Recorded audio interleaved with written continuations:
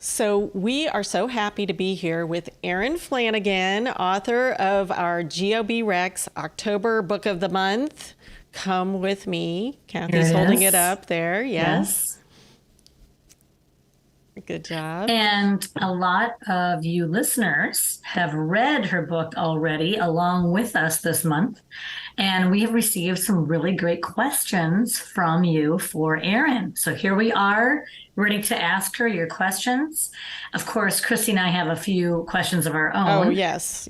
Don't discount our questions. Yeah, we have our own, but we got so many great questions that we're so excited to ask those. So I'm so excited to hear them. You know, before we get started, and we need to tell everybody a little bit about Erin. So Erin Flanagan is the author of two story collections and 3 novels, including Dear Season, winner of the 2022 Edgar for the best first novel, and the recent Come With Me, which we're featuring. She's an English professor at Wright State University and a regular book reviewer for Publishers Weekly. Interesting. For more information about her and her writing, please visit www.Erin Flanagan, that's 1 N and 1 G and all A's, right? .net. Or say hello on Twitter and Instagram at Erin Flanagan. And we'll, of course, have the links on our website for you. So thank you so much for having me, you guys. Yeah. Oh, I'm so thrilled to be here. Well, yes. We're thrilled to welcome you and join us today. And this is a great way for us to kick off our season 6. So wonderful. Christie, you want to talk about the wine that you suggested for today? Oh, yes. It's a Cabernet Sauvignon, 19 Crimes, but I just loved it, the Frankenstein cover, because we are actually, I know you guys have to watch on YouTube because Erin is presenting like she's Vanna White or something. But yeah, it has a Frankenstein on the cover, so you may have seen it in the stores. It's not too expensive, it's tasty, and it's perfect because Halloween's in a couple days from when this episode's coming out. Also, the cover matches that wine pretty nicely. The green in the cover. There you go. It's a nice little blend. Yes. I assumed that was all coordinated with 19 It was. Crimes. I thought of that. Yes. Yes. So I reached out. And said, I said, come on, we got a crime fiction writer. We want something to match her cover, plus Halloween. Yeah. So branding dream. Yep. We were, before we got on recording, we were discussing the gorgeousness of this cover with Erin. And I love that cover. It's so great. And for those of you who have read the book already, you'll know how good this is. And for those of you who haven't, I think it's a really good teaser because it just gives you that fall vibe, kind of a hauntiness. We got the 2 women. Yes. So you'll have to go. You'll definitely have to go on our website and look at it, or on Erin's website if you haven't purchased it yet. And we're not going to tell you more. That's the teaser. We're going to tell you everything else about the book, but not that. You ladies are good with the teaser, I got to say. It was a great read. So let's start with the first question is from Rosie G, one of our listeners. And she's a great question for you to get us started, I think. Ooh. Erin, what was the inspiration for this book, Come With Me? So I'm very happy to say that the inspiration was the wonderful female friendships I now have in my life. So it just so happened that I was doing a writing workshop or a writing retreat with my writers group, which is 4 other local writers that I just adore. And the night before, I heard from my agent that my most recent idea had been rejected. And I was like, oh, no. So I was heading to this retreat thinking I was going to work on this for, the next 2 days. And instead I was like, I got nothing. So I show up like in tears with these women and was like, I don't know what I'm going to do. And they're like, you've got this, girl. You're going to make something awesome. And like such an uplifting group that we started talking about how we all are now at this point in our lives where we've kind of found our women, we found our friends that no matter what, they're like, you've got this. You're going to be amazing. Like it's all wonderful. There's no drama, there's no competition. But we started talking then about the other like earlier friendships in your 20s, maybe your 30s, that have that little edge to it. And we all have a story. And one of them, Katrina Criddle, was like, I think this might be your next book. And I'm like, huh. So I spent the whole weekend sketching out what would kind of be the bones of this book. And then, of course, changed it all when I wrote it. But it was enough to make me feel confident for like 2 days. So like, I love that. It came from having such good ladies in my life now. Because it is, for those who haven't read it, it's a story about toxic female friendships. And I have to say, those are behind me. Oh, well, that's good to know. That's good to know. I know, because it is very, it's a little scary how toxic some friendships can be. So that's really cool that you went to a writer's retreat. Have you done that a lot, or? I have. Well, I've gone to retreats like before I had my daughter. I went to like McDowell and Yaddo, and these women that I'm in this writers group with, we are smack in the sandwich generation. Like a lot of us have kids, a lot of us have, parents that are not always doing so well. And so my sister happens to have a house in Dayton, Ohio as well. She lives in California, but because there's so much family here, they keep a house here too. And so we call it the Hanson House Writing Retreat. And her husband Doug are our benefactors. It's literally a mile away from my house. So we all meet one of us has a minivan. We all meet at my house. We have a playlist with one song. We drive to my sister's house, and that's where we stay for the weekend. It's just the best. Oh, all the I love that. In a minivan, yeah. A playlist of one song. Yeah, it switches each time. So I have to let my cat in. Or she's just going to caterwaul out there. Come on, Belle. All right. Well, we have Cathy has her dog that's usually May is our mascot. Is she under your feet? May. She is, May. Oh, I hope she chops her head up. She probably will. This is the kind of the witching hour. The sun comes in bright and she gets the reflection. So she'll any deliveries that come. Yeah. So anyway, back to the book. We're talking about these toxic relationships. And also what I found really interesting was, now, is it Nicola or Nicola? Well, that's a really good question. And it depends on if you ask me or you ask the person who read the book on audio. I had mispronounced it in my head the entire time. And I got the audiobook and I was like, I'll be damned. And my husband kept telling me. Well, it's your character. It's how you. Well, I guess for. How did you pronounce it in your head? Well, I can barely remember. I think I would say Nicola, and he was like, or no, I would say. Now I can't even remember. But he's like, she's not an Italian man. Like, I think the wrong pronunciation. But I also think that's how Onita would have pronounced it, her mother who named her. So I'm like, maybe I got it right. I mean, but honestly, I can't even remember which is right anymore. Yeah, in my head, I always say Nicola, and I'm like, that doesn't. When I say it out loud, I'm like, that doesn't. I don't think that's what somebody would call somebody, Nicola. They would call him Nicola. Right? Yeah, I don't think either one works for me. Okay. So Nick has 5 rules that set the theme for each section of the book. And, I have so many questions about these rules. First of all, how did you come up with them? Well, that was something that early on, I knew that she was a woman who was going to have a pretty solid idea how you get through the world and what was going to make it work. So she would come up with rules and everybody better live by them. And so I had those in the initial draft that went to my editor, but she was the one who said, I think we should arrange the book around this. And it's something that readers over and over have said they've really liked about the book. And I was like, man, I get no credit for that. None.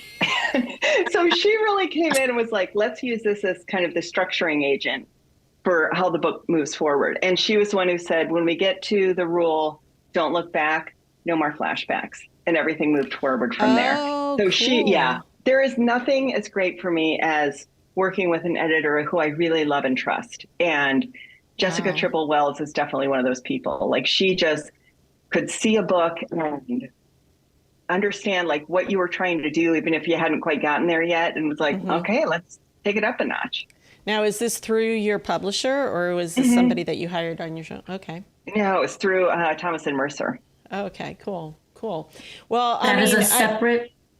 Go ahead. Sorry, Cathy. I just think that's such a separate set of skills to be able to look at that global view of a book and see what you're trying to do, and here's what we could do instead. I just find that I do not possess that at all. Well, and I don't think writers do for their own work very well. Like we have a good, we know what we're trying to do and everything, but whenever, like I also teach, like you mentioned, and like I know that like with the writers, like talking to my students and writers in my writers group, like if they're like, I think this is an issue, and I'm like, I'm not even sure that's in the top 10. Like that's like, I don't think we can see our work clearly, especially in that big structural stuff. We need somebody coming in with that skill set. And I feel like I can see it in other people's work, but my own, I'm like, yeah. I guess I meant to do that. I know. I'm like, and I always say, I don't want to be the smartest person working on this book. And I'm like, it would be nice if I wasn't quite so low on the list. But like, it's like you want editors who are like going to come in and be like, yeah, let's take this up. Oh. Yeah. Well, that was brilliant with those rules, because they really did shape the entire book. Yeah. Thank you. Yeah. Well, thank you, Jessica. Yeah. And I also, okay, so I looked at these rules like separately and said to myself, okay, they're pretty innocuous on the surface. You often hear these similar statements of affirmation that kind of go along with them. But in Nicola's case, they were like a justification for this evil stuff that she did. And I'm just wondering, do you think most affirmations also can be distorted like that? Oh, I think so. I think deliciously so. And that was one of the things about her that kind of fascinated me, was that I do think she was contorting things to use them for whatever means she wanted. But I think a lot of people start off with the best of intentions. And I think that's true of complicated friendships too, that I don't think people wake up and think, my husband always says, nobody wakes up and says, I'm going to be an asshole today. And then he usually follows it up by saying, but boy, did they succeed. But like, I think that's true. Like, I don't think anybody sets out to like be evil. Like, I think that in the book too, Nikki thinks she's helping. She's trying to, she thinks Gwen needs her help through a lot of this. So I do think a lot of those affirmations can be twisted in ways that are hopefully, hopefully not too bad, but they are at times, but it's a fine line. It really is. Yeah. Because I look at like number 5, truth, not facts. That's all the time being twisted right now. Like, I can't wrap my head around it. Can you explain that statement to me? in a way that I can understand? Probably not. But I do think like the whole thing's like, oh, that's not facts, not, false facts, all of that. Like, that was such a big thing, even when I was still writing the book, that I'm like, oh, fake news. So I think that we're all used to the idea of like, oh, what is fact? What is truth? Like, those aren't the same thing. And then you can just run with that. I know. It never used to be that way. It seems like to me, it seemed like everything was so straightforward. But then all of a sudden, I guess because we get so much information now, we're like, okay, this information might be false and we don't know it. And then it becomes our truth and whatever. It's very confusing. Yeah. No, I completely agree. So when you were writing, when you were drafting, the 5 truths, did they kind of just appear as you were going through the story, or did you come up with those first and then fill in the story? They were as I was going. I'm definitely somebody who does better just kind of finding her way and then being like, oh, I bet she would have these rules. And then I have to go back and kind of weave them in and maybe tweak them so they make sense for what Nicola would actually, how she would actually think of things. But I did like the idea of her being somebody who's like, here are the rules. Because I think that kind of a controlling personality oftentimes does have these things that are like, this is set in stone. These are the rules to live by. All right. So do you have rules? Oh, I have a mantra. Oh, that I that's came good. up with during quarantine, which was I'm doing my best. And it's one of those that I think can totally get twisted because I've told like students and stuff, that's my mantra, I'm doing my best. And during quarantine, some days that would mean I'd write for 3 hours, I'd knock out, 3,000 words, whatever it was. And other days I'd be like, that means mama's going to wrap herself in a blanket and she's going to watch 10 hours of Netflix. But I would be able to tell, like in the beginning of like the day, like those were hard days. And some days really, I was like, I don't have it in me, but I couldn't do that. Like I had to really be honest with myself. What is your best today? It can't all be pizza and Netflix. A lot of it could, but so I'm like, that's one of those mantras I could really twist. I'm doing my best. I'm doing my best. Yeah. But are you? Yeah. I know, right? Yeah. And I was like, I can see like a teenage daughter saying that. Like, you said I just have to do my best. And you're like, are you really? Yeah. Or I don't know, a 50-some-year-old woman. Same thing. Yeah. Same thing, right? Same thing. Yeah. Okay. One of my other sayings is don't bullshit a bullshitter. I hope I can swear on here. We freely swear. Yeah, we're good. Okay, good. But like, that's the other one is like, when I'm like, I'm doing my best. I'm like, don't bullshit a bullshitter. Or,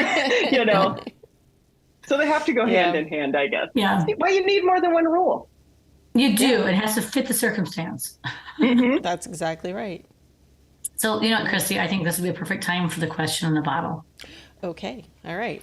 So, Erin, this is a question that Christie has a stack of them, and it's a question you might get to at the bottom of the bottle, let's say. Share it with your friends on your writing retreat. All right. Okay. Would you rather watch nothing but Hallmark Christmas movies or nothing but horror movies? Yes. I would be so happy with either one. Honest to God. Oh my God, yes. Those are the two sides of my personality right there. Give me the horror and give me the Christmas. Either one. Are these Christmas Hallmark? I hope so. She said, hopefully. Like, I love those both. I cannot choose. That's so funny. And if I'm at the end of the bottle, I'm going to be like, I'm doing my best. I can't choose between those two. Oh, that's so funny. What about you guys? What would you pick? Yeah. I would pick the Hallmark movies, just because I have never been a horror movie watcher, which is really funny because I love like Stephen King and things like that. But I like some horror movies. I mean, like Sixth Sense, that kind, that are not. But the slasher horror, no, I couldn't. I would have nightmares. I would never sleep. I would have to. I have to have something to cleanse my palate after that. So that's why you have the romance. It's like the salty and the sweet. I can't choose. I can't choose between so I'm those. like reading this crime fiction, and then right when it's time for bed, I'm like, okay, I better read a chapter of this romance or something. Yep, I got the romance going right now. Yeah. What about you, Cathy? I'm just thinking about it. I like both. I have a daughter who loves horror movies. And this is like, she just feels like this season on television is her time. Like she just really embraces it. And so she was home last weekend from college and we were watching like the original Scream movies. That's a good one, yeah. They're so good. I really enjoyed them. So do you laugh during them or do you get scared? Oh, I don't really get scared. Yeah. No. Oh, I'm scared. I got scared. My mom took me and a friend. I believe I was 16, but it was, a rated R movie. My parents took that seriously. So she took us to Psycho 2 in the theater. I was very scared then. Very, very scared of that movie. But otherwise, they don't scare me too much. But I thought I was going to like get sucked into the movie theater and like die. This is like in 1980. I was saying, okay, it's 1986. No, that's how all horror movies were for me. I was like, no. Yeah, I literally just like a month ago confessed to my parents that I watched Texas Chainsaw Massacre when I was underage. And they were like, oh, we had no idea. Like they were, I'm like, no one knows. But you're like, I'm okay now, right? It's, for the most part. Actually, some limitations have run. That's awesome. All right. All right, so let's go on with another question. Yes, please. This Dying one's to from hear. David B. This story shows a toxic female friendship. Do you think this could happen between male friends, or are we too wary of intimacy to get sucked in that far? Not saying that we're not toxic in our relationships, but maybe not friendships as much. I don't know. I feel like I have so little idea what's going on behind the curtain there. You Yeah. know, like my husband has really close guy friends, and those friendships are as solid as my female friendships. Like they go on walks and have these deep talks, and like Oh, they're really? they're really like in-depth, important relationships in his life. And then I know other guys who it's like, can't imagine you talking about anything serious. But also so much of what I see in the media is they're just like, I don't know, grunting and eating wings. So I don't know. I don't know. David's got to write that book for us. I know I was wondering if he was a writer. I find that to be very interesting. I think if we think about not relationships at the ages maybe that we're all maybe in our 50s or 40s or whatever. Like you said, the 20s and 30s, and maybe even younger, women are great to each other sometimes. And I don't know if men had that same experience. I'm sure some of them did. Actually, I guess they do, but like on not as deep level. Like I don't think they're as conniving about it. You know, they're just like out and out, like you're a jerk, and I'm not gonna, or you know, I didn't invite you, or whatever. You know, whereas women might like try to pretend like they're being friends, but then and then you do something kind of devious. Yeah, there's this great Margaret Atwood quote about like if somebody had said to her, I think at a talk, you know, if women were in charge, there'd be no more war. And she said, if women were in charge, we'd be at war, but you wouldn't know who your enemy was. I don't even know if she really said that, but that's always been, I've heard it attributed to Margaret Atwood. So don't come after me, Margaret, if you did not say that. Erin Flanagan, I need her on the phone immediately. Right? Oh my God. That would be a lovely conversation, so welcome it. Yeah. I would not want Margaret Atwood coming after me, right? No, definitely not. No. Margaret, big fan. No, thank you. We all are in awe. So I love this question. This came from Amanda. She asked how long it took you to write your book, and do you write every day? The book took me, well, I can tell you it took me 360 hours. I literally track all of my writing time. And how do you do that? I set a timer every day, and like then I write. You just write it on a piece of paper? I have a Google Doc with my best friend, and we have been doing it for years. So I've been able to track the last 2 books I wrote down, and I can tell you like how many hours on a first draft, how many hours in editing. It's really. Oh, Cathy, we have to do that. Oh, lady. Okay, so why do you do that? Why does that help you? Well, I did it originally. My friend and I set it up because we just felt like, we wanted an accountability buddy. We wanted somebody, not that we were competing because we're no longer in our 30s. Well, we weren't competing with each other, but it was really like. It wasn't toxic at all. No, it wasn't. It was just one of those things where I would go in there and I'd see that Charlotte had been writing. I'm like, you get it, girl. I've been writing, and we would just, be able to see what the other one was working on. And so I had all this information, and I got to thinking, like, what is this going to tell me? And so the kind of long story short of it is it really helped me figure out that I hate first drafts, and that I would procrastinate them like nobody's business. But if I just sat down and wrote, 1 hour or 2 hours a day, I can have a first draft in 2.5 to 3 months. And then I would spend, the rest of the time, like 70% of the time in editing, because that's what I really love to do, because I'm really messy first draft. So yeah, I knew exactly how many hours it took me. And this was a book, but this one I wrote a book on contract. So I had I had 6 months. So I was like, okay, let's break it down. I bet this is going to take me 300 to 350 hours. And I was able to say, this is how many hours a week you have to work. And you can get off weekends or make up time you didn't write. I mean, I don't know how I'm a creative person. Like, I'm such a structured person that way. As for writing every day, I try to write most days during the week and either make up on the weekends or take weekends off. But if I don't stay in the story, I'm kind of a mess. So I'll take off a bigger chunk. Like when I finish a project, I'll be like, ugh, recharge, take a month. Mm-hmm. So do you have because it sounds like you do have a very structured approach to your creative life. Mm-hmm. So do you have a certain time of day, environment? I would like to know, and I'm sure Amanda would as well.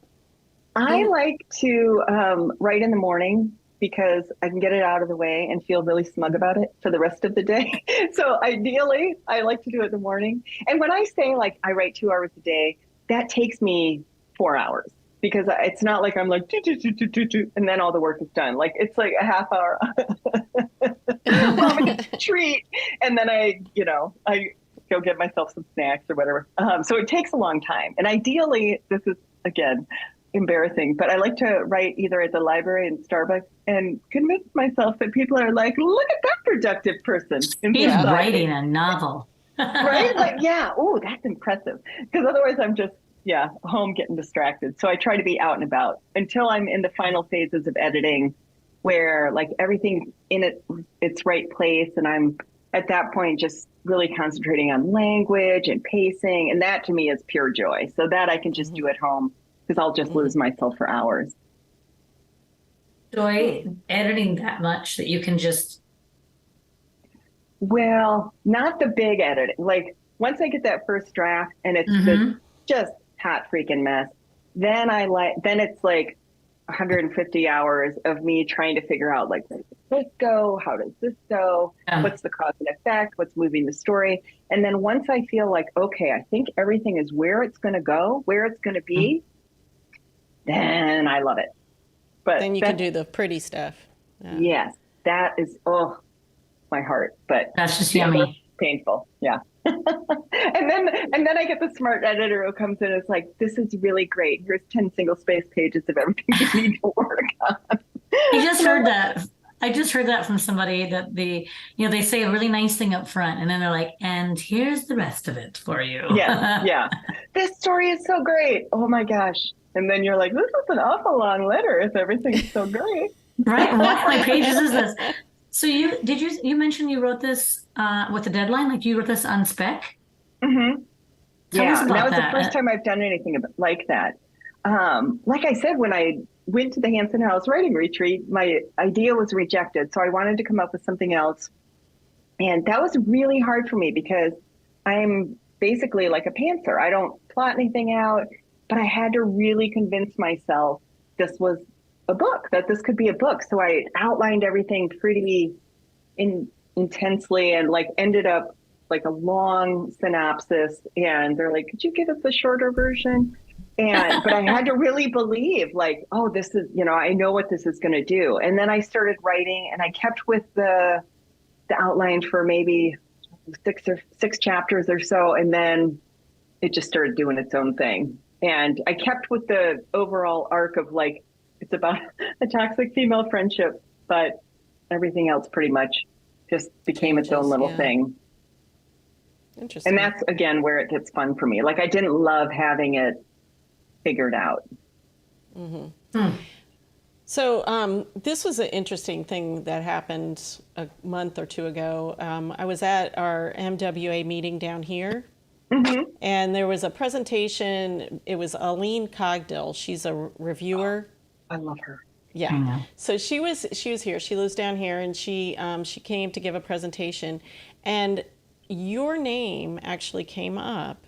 Yes, because she was. I don't know how they got on the subject of publishers and what she reviews and things like that, but. She mentioned that you were a successful mystery writer who first published through a university press. which is a kind of a different way that most of the genre writers, and also then Alan Orloff was sitting back and he goes, I just met her. Oh, I love Alan too. I know. Oh, that's so funny. I just met him at VoucherCon. Yeah, that's what he said. Right. And so I was like, oh, she's going to be on our podcast. Oh, that's so fun. I know. So, but I was just kind of wondering, I mean, like, how did you end up publishing through a university press, and how does that compare with Thomas and Mercer? Well, it was funny because I had an agent who I was working with and had written a couple of different books for her. She sent them out and we just couldn't get any traction. And I think I was kind of like a small fish in a big pond with her, and we just weren't really clicking.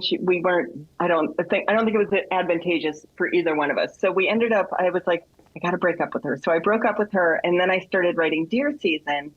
And it was funny because I didn't even know I was writing a mystery, really. I just knew that the problem with the other books had been plot. Like, I have to, like, you got to have one? Oh, who knew, right? What? And so I thought, what if this girl goes missing? What's this going to do, this small town in Nebraska and everything? And so I wrote the book. I tried to find an agent. I could not find an agent who was willing to take on this kind of quiet small town mystery. And I don't think I wrote a very compelling query letter because, again, I didn't really understand it was a mystery. And so I went to Nebraska Press, who had published my 2 collections, and they said, we'd love to publish it. And so, I was thrilled when they took it. And then it ended up getting nominated for the Edgar, and I about fell over. I just had no idea. Like, wow. I was so surprised. Like, I was up against those big houses and everything. It was just like the shock of my life that this small, quiet book had found its audience. So it was a real joy. But Aline, I always think of as being part of that process, which she might be shocked to hear. But I reached out to her. Again, I had no idea what I was doing. You're not probably supposed to reach out to her, but she had reviewed a book like with a bigger house that had been set in Nebraska as well. And so I thought, oh, maybe she likes Nebraska stories. So I emailed her and was like, any interest in this book? And she's like, because you're with a small press, I assume you don't have a publicist who's really handling this. Go ahead and send me the book. And she ended up giving it a review in the Sun Sentinel. And only later did I find out, oh, that's a big deal. Like, she's a big deal. She's a big deal. Yeah, I had no idea. And then I met her at the Edgars, and I was like, what are you doing here? So, yeah. Weird. She's just, I feel like, has been an angel to me. Oh, great. That's really cool. That's really, really cool. And how cool of her to take a chance on this, small press novel when she's such a, big dog in the field. I can't help wonder, but if her review didn't help you get in front of the judges for the Edgars. I mean, in my head it did. In my head, I owe my entire career to this woman. Who's because probably she is. Wow! I will tell her that at the Christmas party if I see her. So I have to tell you, one of the things I love about all books, but I loved about this book is I loved your acknowledgements at the end. Oh, I struggle to not read them before I finish the book because I just think that's where all the good tea is. I love that. Yeah. And so I'm with you 100%. And I love that this circles back to the beginning of our conversation about your girlfriends, and you talk about and I just, so I wanted to ask you about writing the acknowledgements. How do you do it? When do you do it? Had you been thinking about it all along? What's that process like? I keep a file for that in case the book ever, gets published. I've got one probably for every novel that hasn't been written either, but just the sense of who's supporting me through the writing of that book, who really matters to me. And I always feel bad that I didn't include the Oakwood Starbucks baristas in that book because they really, honestly, they fueled that book. So they'll be, if I'm lucky enough to get another one, they'll be in that one. So I kind of keep that running the whole time. And it is one of the great joys for me is getting to thank all the people, that have made such an impact. Like, you don't write a book alone. Like, you really don't. It's all these people cheering you on. And I did know with that one that I wanted to dedicate it to the writers in the group. And so that was really fun too, to give the book to them. Oh, beautiful. Yeah. But I think one of the things I said in the acknowledgements too is that I wanted to thank all my girlfriends, good and bad, Past and present, good and bad. Yeah, I love that. Because every friendship teaches you something.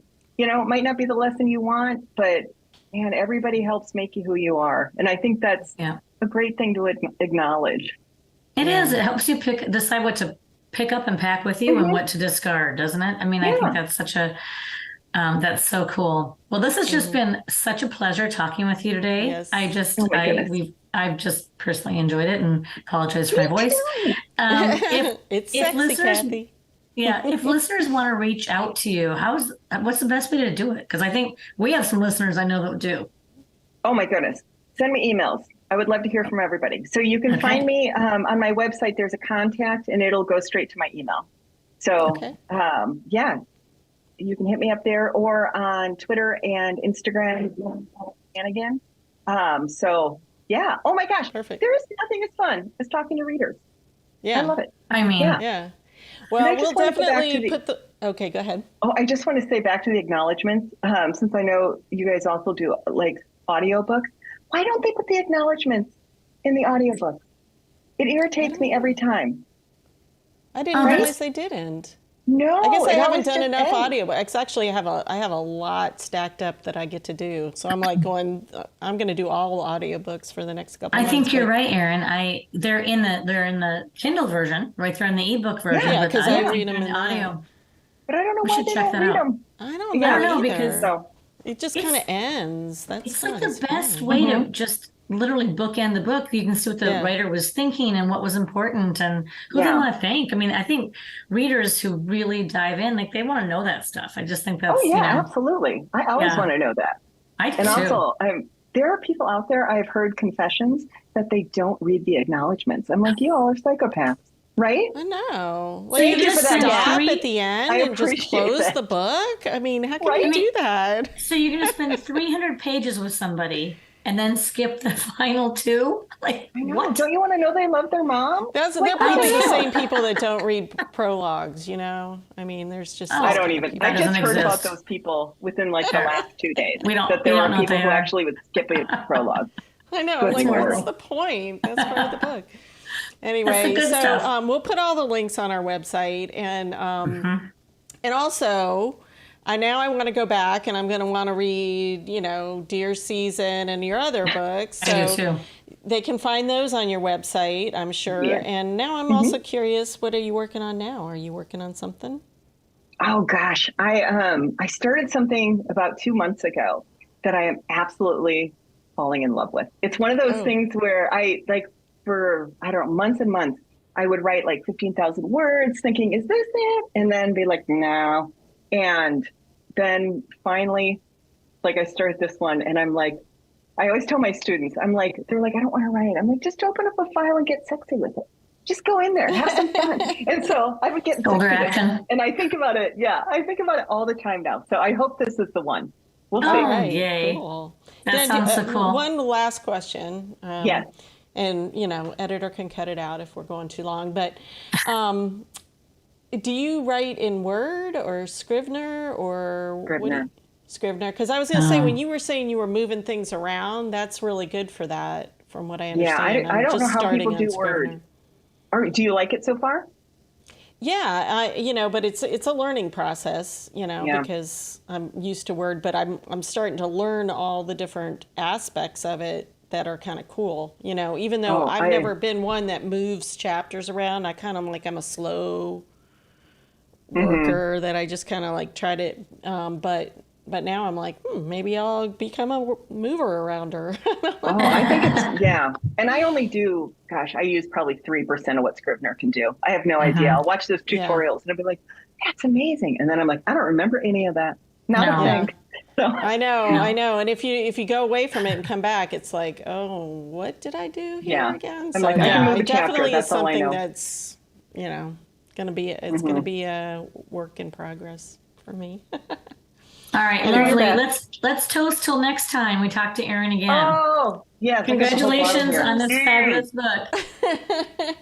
Thank you, ladies. This was so much fun. Thank you. Thanks for coming. So fun. Anytime.